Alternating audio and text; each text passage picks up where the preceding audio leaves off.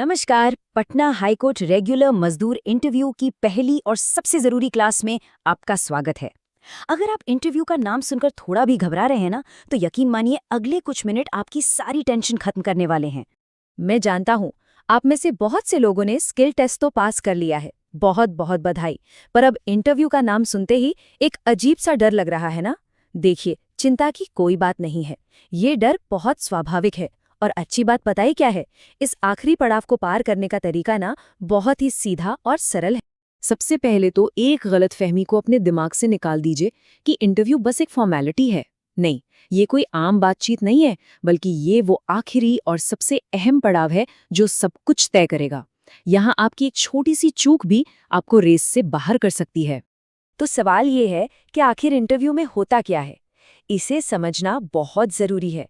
देखिए, इंटरव्यू लेने वाला जो बोर्ड है, वो आपकी किताबी जानकारी नहीं परख रहा, वो तो आपकी डिग्री में देख ही चुके हैं। इंटरव्यू असल में आपके व्यक्तित्व का एक एक्सरे है। वो बस 3 चीजें जानना चाहते हैं। क्या आप कोर्ट के माहौल के लिए फिट हैं? क्या आप अनुशासन में रह सकते हैं? और क्या दबाव में आप ईमानदार बने रहेंगे?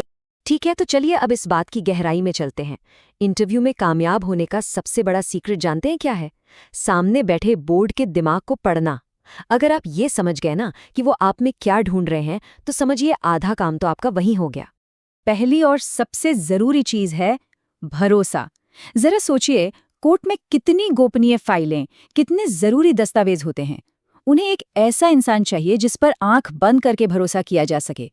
अगर आपने अपनी हॉबी जैसी छोटी सी बात पर भी झूठ बोल दिया और पकड़े गए ना, तो आप उसी पल बाहर हो जाएंगे।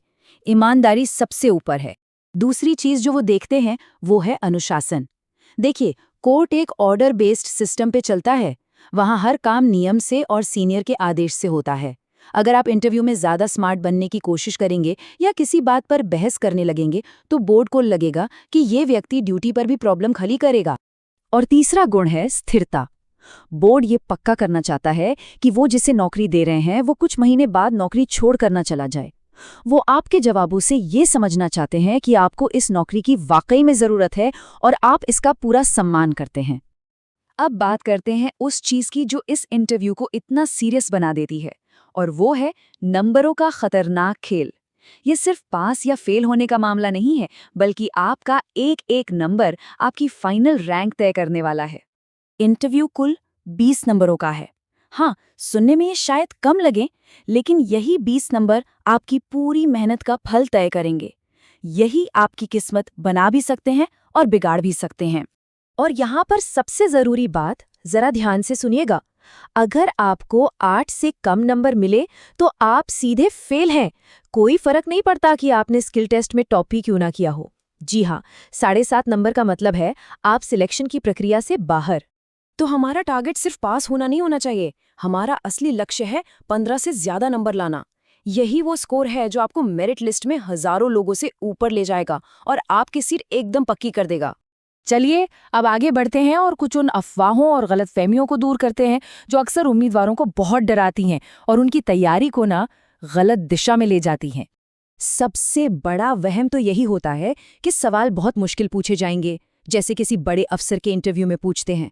सच ये है कि सवाल आपकी रोजमर्रा की जिंदगी, आपके अपने जिले और 10वीं-12वीं के लेवल के सामान्य ज्ञान से ही जुड़े होंगे।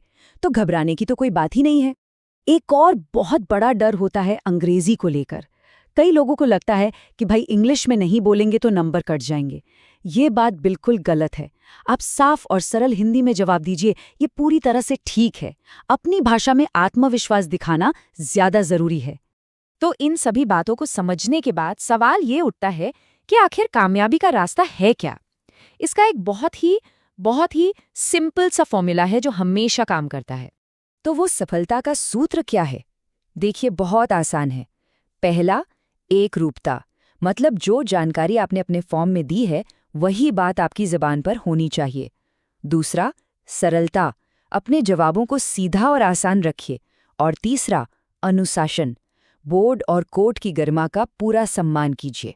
बस इन तीनों को मिला दीजिए और आपका सिलेक्शन कोई नहीं रोक सकता।